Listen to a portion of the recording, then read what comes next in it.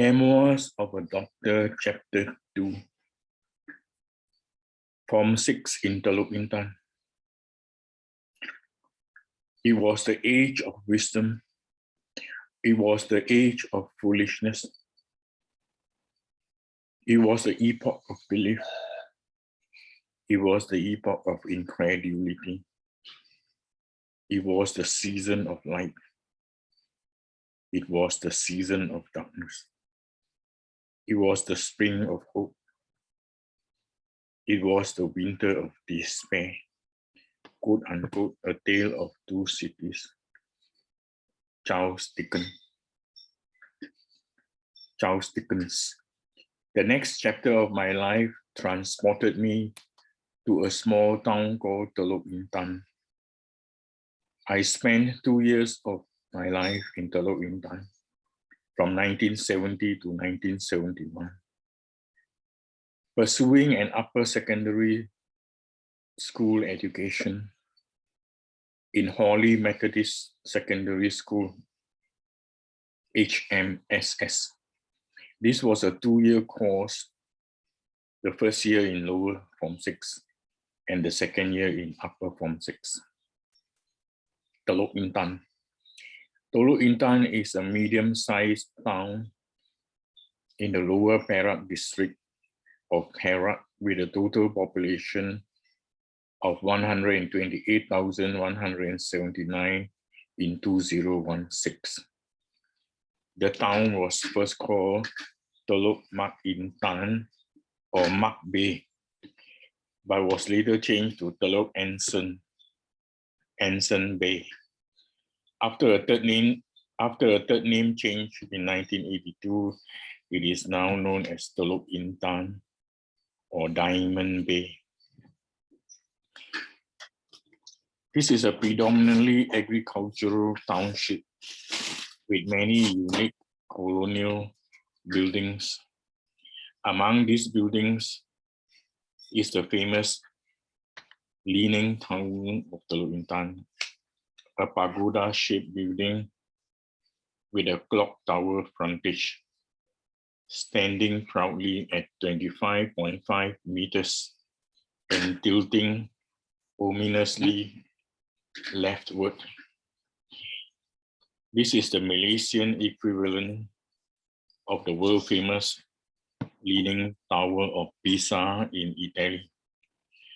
In my first year at Teluk Intan, I stayed with the family of my aunt, my mother's younger sister, which included my uncle, auntie, and my cousins. They provided me with meals and accommodation and took very good care of me. The next year, I shifted out to a homestay with another family, which was nearer to the school. The environment in my new place was more conducive for studies, as my other classmates were also staying in that area. I also needed the freedom, independence, and autonomy to be on my own. My time at HMSS. HMSS had a long history dating back to 1899. It was founded by the Reverend W.E. Hawley, who also founded the Anglo-Chinese School, Ipoh, in 1895. HMSS provided me with a good overall pre-university education. The teachers were very friendly, respectable, knowledgeable, helpful, and dedicated. About 10 of my classmates from MES Tanjung Malim joined me in HMSS Teluk Intan. Some lady students from Convent School Teluk Intan, as well as students from the neighboring towns of Tapa, Bido, and Sungai, also joined us in HMSS Teluk Intan. My memories of Teluk Intan are quite vague. as I don't remember very much of my time there. I was a school prefect and president of the Sixth Form Society. Among other things, we publish monthly Sixth Form Society newsletters and yearly magazines. My best friend in Teluk Intan was a student 1 year my junior. He was a top student from Bido who joined HMSS in 1971. We were roommates in the same homestay. He was quite a joker, tall, fair, handsome, intelligent, a ladies' man. We did a lot of things together, printing the Sixth Form Society newsletter, playing games, cycling, listening to music, doing outdoor activities, and so on. By this time, I had passed the age for toms, marbles, catapult, fighting fish, flying kites, and spiders, the stuff I did back in primary school. Real interactions sans social media. In those days, we did not have internet, mobile phones, tablets, email, WhatsApp, Google, and so forth. We directly communicated person to person and face to face. We had a lot more human interaction.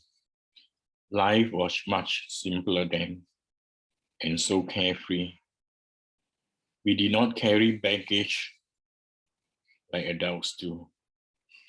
Our stoic philosophical motion was eat, drink, and be merry, for tomorrow we die.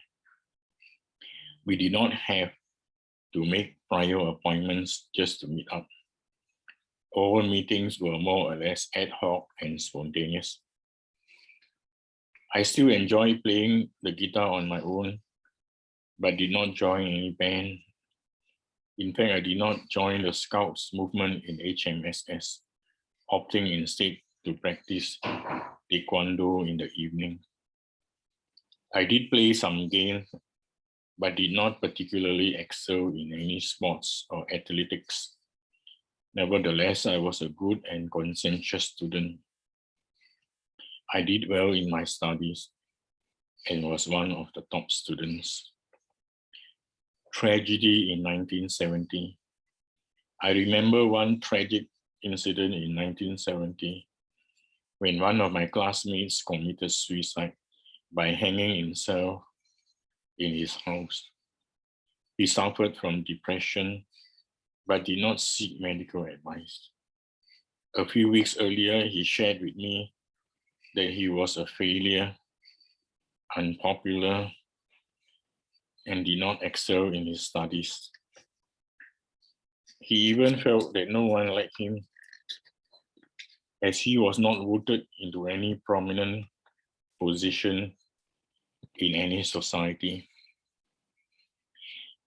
This individual said that he envied my popularity and wished he could be in my shoes. He had a look of sadness and depression on his face.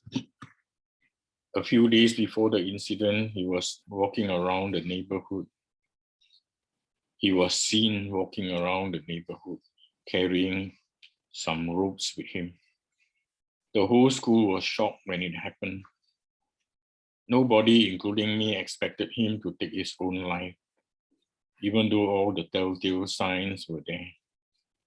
On hindsight, I think that I should have been more caring and assisted him in seeking medical advice. Perhaps then the tragedy could have been averted, but it was too late. Gospel seed sown. There was a classmate who had become a Christian in HMSS Teluk Intan. He was friendly, honest, caring, and warm, a good role model. He shared the gospel and the love of God with me. He invited me to Christian fellowships. I attended many of these meetings, enjoyed the sharing, friendship, and refreshments. The seed of the gospel was sown into my heart, even though I did not believe. At that time, my heart could be considered as an indifferent or hardened heart. The message did not take root and did not grow. It was a 1 year in and 1 year out situation. Still, I'm forever thankful for his friendship. Another one of my classmates developed schizophrenia in the second year. He became very religious and started telling everyone that he was Jesus Christ and had come to save the world. Over the next few months, he became more and more psychotic and could not continue his studies. On hindsight, I should have taken him to seek medical advice, as schizophrenia is treatable and can be controlled.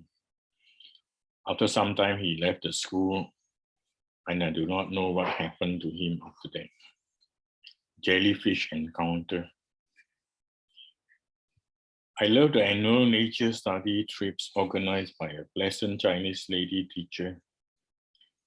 In the second year of upper sixth, she took our class to an island resort called Pulau Sembilan for a nature study excursion. We spent 3 days and 2 nights there to study the fauna and flora of the island resort. The beach and the seaside were very beautiful and relaxing. All of us enjoyed the assignment, camaraderie, fellowship, and returned with great memories of the outing. I remember one of my legs getting stung by a jellyfish and became swollen. Thankfully, the swelling subsided rather quickly and uneventfully. Meeting my helpmate, I needed some extra income to pay for my homestay, so I thought of giving private tuitions.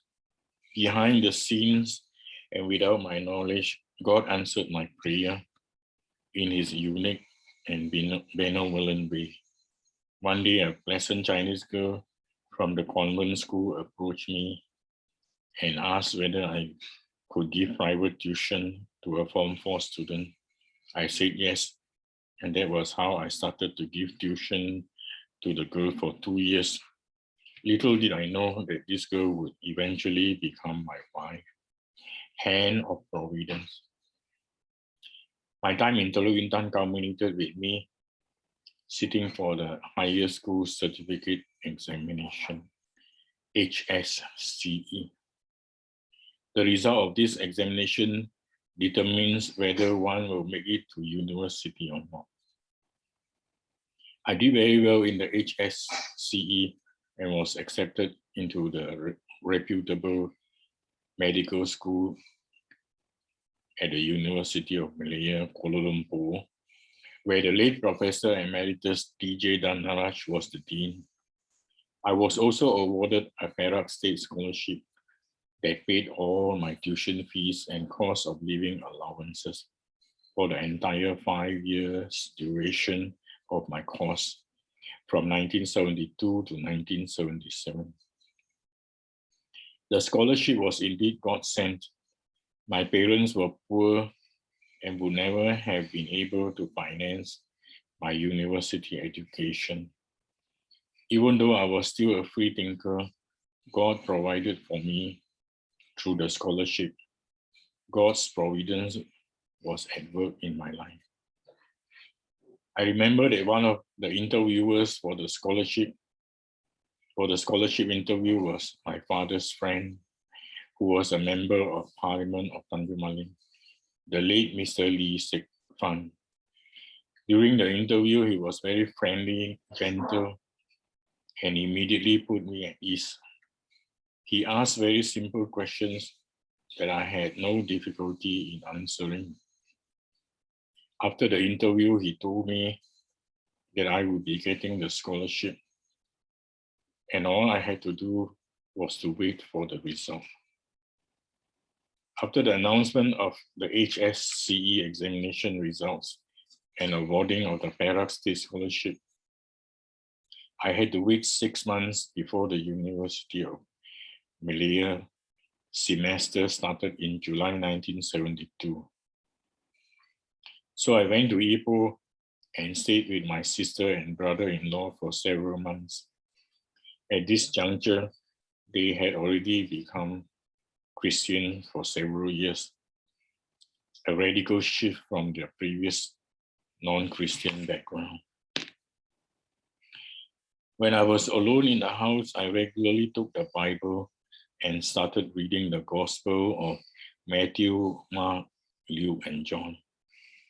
Although I was still a free thinker, the Bible spoke to me and left a deep impression in my heart. The seed of the gospel was again sown into my heart.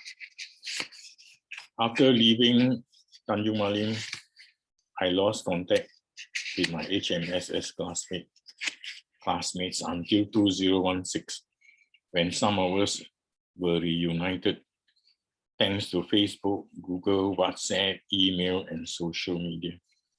We still communicate through WhatsApp and Facebook. Unfortunately, to this day, I still cannot trace many of my ex-HMSS classmates.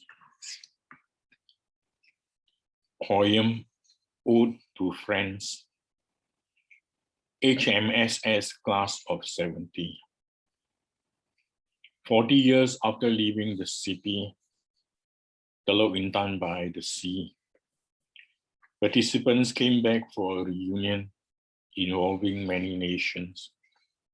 Memories came flooding back, unable to hold the emotions back.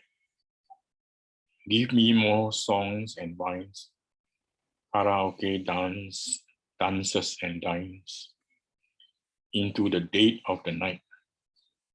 Thank you for the nostalgic magic of yesterday's once again. This brings us to the end of chapter 2. Please subscribe. Please support me by subscribing to my channel. Thank you.